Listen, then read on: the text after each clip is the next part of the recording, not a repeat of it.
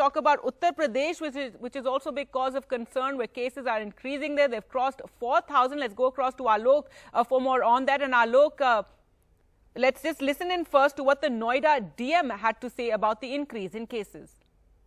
नए गाइडलाइंस में essentially containment zones को डिफाइन किया जा रहा है सर्वेलेंस निगरानी एक्टिविटी के लिए।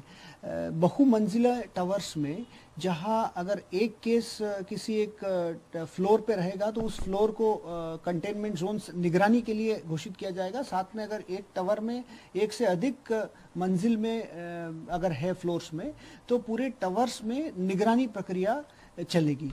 इसमें जो अन्य आर्थिक गतिविधियां हैं वो पूर्व की तरह चालू रहेगी। Well, let's go across to Alok now for the latest from UP. And Alok, a big worry with cases increasing there. Many have felt that perhaps they're not testing enough, and that aside, now cases are also spreading to rural parts of the state.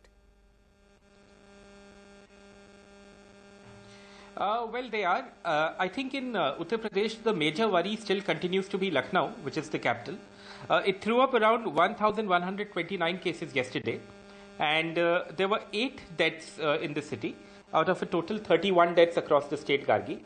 That is a big worry, but like you said, there are other areas also where there is a big worry. For instance, I see that Varanasi, the Prime Minister's constituency, and of course, we all know it as one of India's most religious cities, it's shown a big spike. We've got to 453 fresh cases in the last 24 hours. And one wonders whether those, I dare say outrageous holy celebrations where there was so much of a crowd there has contributed to this spike because people would be getting tested after that. But anyway, that's something that has happened in Varanasi. Then you have other areas like Kanpur. You have Prayagraj with 397 cases where we saw, again, we reported last week on those holy celebrations that were happening there with hundreds and thousands of people packed together. Gautam Budh Nagar, Noida, the DM was speaking there. It's thrown up lesser cases around 61.